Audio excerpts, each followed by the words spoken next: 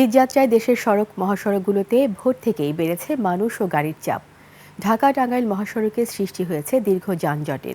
সংস্কার কাজ চলমান থাকায় ঢাকা-সিলেট মহাসড়কে দুর্ভোগে ঘরমুখো মানুষ। আর বাড়তি ভাড়ার অভিযোগ তো আছেই।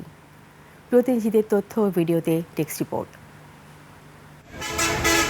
জীবন অবাক না করলে কে করবে? 28% মিল্ক ফ্যাটের অবাক করার সাথে ফ্রেশ মিল্ক পাউডার। জীবন অবাক করুক প্রতিদিন। প্রিয়জনদের সঙ্গে ঈদ আনন্দ ভাগাভাগি করতে রাজধানী ছাড়ছেন নগরবাসী। ভোর থেকেই রাস্তায় বেড়েছে ঘরমুখো মানুষের চাপ।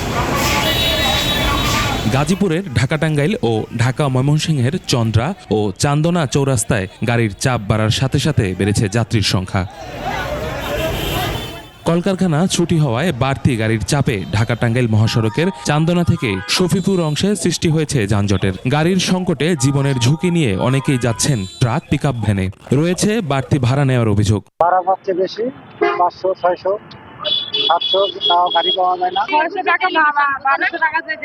ঢাকা আরিচা ও ঢাকা-টাঙ্গাইল মহাসড়কে বেড়েছে গাড়ির চাপ। কালামপুর সাটুরিয়া বাইপাস এবং ধামরাই কালিয়াকৈর মহাসড়কে থেমে থেমে যানজটে গতি ধীর হয়ে গেছে।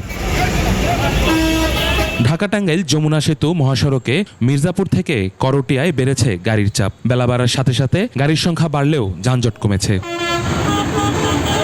যমুনা সেতু হয়ে উত্তরবঙ্গগামী পরিবহনের চাপ থাকলেও সিরাজগঞ্জের যমুনা সেতুর পশ্চিম পার মহাসড়কে নেই যানজট।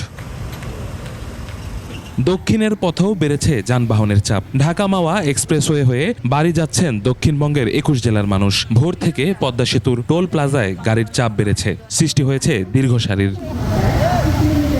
রাজবাড়ীর দৌলতদিয়া পাটুরিয়া নৌ রুটে ফেরি ও লঞ্চে ঘরমুখো মানুষের উপচে পড়া ভিড়। তবে লঞ্চ ও ফেরি বেশি থাকায় নির্বিঘ্ন পারাপার, ভোগান্তি নেই যাত্রীদের। ইউসুফ হাসান নাইম, 21 টেলিভিশন।